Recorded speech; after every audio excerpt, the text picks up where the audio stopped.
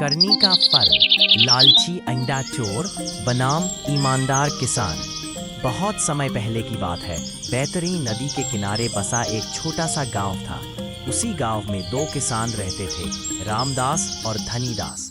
रामदास मेहनती, ईमानदार और साफ दिल इंसान था।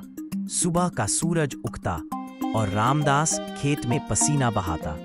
रामदास की मेहनत से उसके खेत सोने जैसी फसल देते।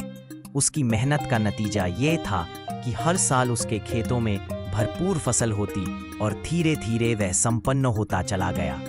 दूसरी ओर धनीदास आलसी और चालाक किस्म का आदमी था। वह खेतों की परवाह किए बिना दिन भर आलसी दोस्तों के साथ समय गंवाता रहता। अपनी खेत की सही देखभाल न करने के कारण उसकी फसल ठीक से नहीं होती थी, इसलिए वह धीरे धीरे गरीब होता चला गया और रामदास से ईर्ष्या करने लगा। समय के साथ रामदास ने एक मजदूर रख लिया और बतखों के अंडों का व्यापार शुरू किया। मेहनत और लगन के कारण यह काम भी खूब चला। इस व्यापार में भी उसे खूब मुनाफा होने लगा। धनीदास अब रामदास की तरक्की से ज्यादा जलने लगा। धनीदास को उसके दोस्तों ने समझाया, रामदास तो अंडों के व्यापार से खूब पैसा कमा रहा है, तू भी क्यों नहीं करता ये काम। लोभ में अंधा धनीदास ने रामदास के घर जाकर अंडों के व्यापार के बारे में सारी बातें जान ली। धनीदास ने भी बड़ी सहानुभूति के साथ उसे व्यापार के सारे रहस्य बता दिए। धनीदास खुद भी कुछ बतखें खरीद ली, लेकिन चूंकि न उसमें धैर्य था न लगन, उचित देखभाल के अभाव में उनकी बतखें धीरे धीरे कमजोर हो गईं और कम अंडे देने लगी। दोनों की दुकानें आमने सामने थी। रामदास की दुकान पर ग्राहकों की भीड़ रहती, जबकि धनीदास की दुकान सुनसान।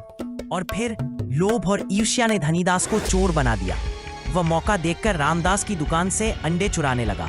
एक दिन रामदास ने उसे रंगे हाथ पकड़ लिया और समझाया, भाई मेहनत कर, चोरी से कभी सुख नहीं मिलता। लेकिन आदत से मजबूर धनीदास नहीं माना। एक दिन रामदास ने थक हार कर न्यायाधिकारी से शिकायत की, मगर धनीदास ने चालाकी से कहा, साहब ये अंडे तो मेरी बतखों के हैं।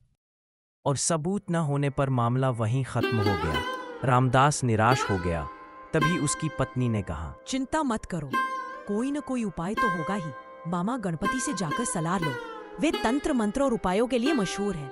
अगले दिन रामदास मामा गणपति के पास पहुंचा और अपनी समस्या के बारे में बताया। गणपति कुछ सोचकर मुस्कुराए और बोले, चोर को पकड़ने का तरीका है मेरे पास। मेरे कहे मुताबिक करोगे तो चोर आसानी से पकड़ा जाएगा। रामदास खुश हो गया। गणपति ने उसे एक चालाक उपाय बताया। गणपति मामा के यहाँ से घर लौटते समय रामदास ने मामा के कहे अनुसार एक दुकान से कुछ चीजें खरीदी और घर लौटकर कमरे में अकेले अपनी अंडों के साथ कुछ करने लगा। अगले दिन उसने वही अंडे दुकान में रखे और बाहर जाने का बहाना बनाया। मौका पाकर अपनी आदत के अनुसार धनीदास ने फिर से कुछ अंडे चुरा लिए।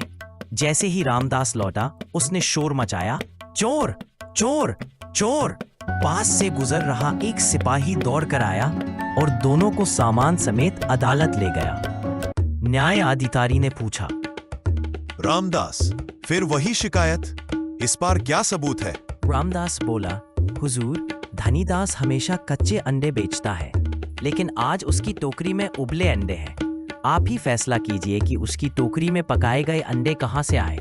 आज मैं जानबूझकर पकाए गए अंडे लाया था। न्यायाधिकारी ने धनीदास की ओर देखकर पूछा, इस पर तुम्हें कुछ सफाई देनी है? धनीदास ने सफाई दी, हुजूर, मेरे दोस्तों ने पूछा था, इसलिए मैं भी थोड़े से अंडे पकवा कर लाया था। इस पर रामदास ने बोला, हुजूर, आप चाहें तो इन अंडों का छिलका उतरवा लीजिए।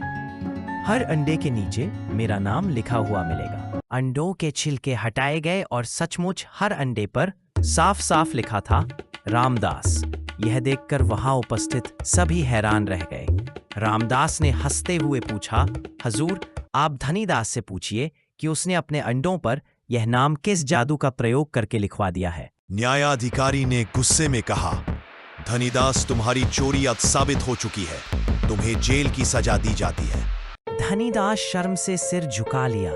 रामदास मुस्कुराते हुए घर लौटा और पत्नी से बोला, आज धनीदास को उसकी करनी का फल मिल गया।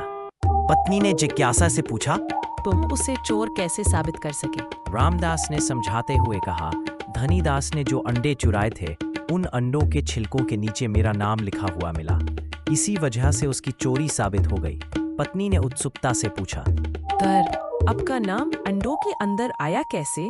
रामदास हंसकर बोला, ओह ये बात है, यही तो मामा गणपति का बताया हुआ उपाय था। मामा के यहाँ से लौटते समय मैं बाजार से नींबू और फिटकरी खरीद लाया था। जानती हो कमरे में अकेले बैठकर मैंने क्या किया? नींबू के रस में फिटकरी मिलाकर एक द्रव बनाया और उसी द्रव से अंडों पर अपना नाम लिख दिया। द्रव ने अंडों पर रासायनिक प्रतिक्रिया कर दी। सूखने पर छिलकों के ऊपर कुछ भी नजर नहीं आया, लेकिन जब तुमने अंडों को उबाल लिया तो गर्मी पाते ही उबले अंडों के ऊपर लिखावट उभर आई और छिलकों के उतरते ही धनीदास की पोल खुल गई। तो दोस्तों, देखा आपने, धनीदास की आलस और चालाकी आखिरकार उसी पर भारी पड़ी, जबकि रामदास की ईमानदारी और मेहनत ने उसे गांव का सम्मान दिलाया। जिंदगी में चाहे रास्ता कितना भी कठिन क्यों ना हो, सच्चाई और मेहनत हमेशा जीतती है। इस कहानी से हमें यह शिक्षा मिलती है कि मेहनत का फल मीठा होता है और लालच व आलस्य का परिणाम हमेशा बुरा ही होता है। अगर आपको ये कहानी पसंद आई हो तो इसे लाइक करें, शेयर करें, कमेंट में बताएं कि आप क्या सोचते हैं और ऐसे ही और कहानियों के लिए हमारे चैनल को सब्सक्राइब करें। मिलते हैं अगली कहानी में, तब तक के लिए नमस्कार।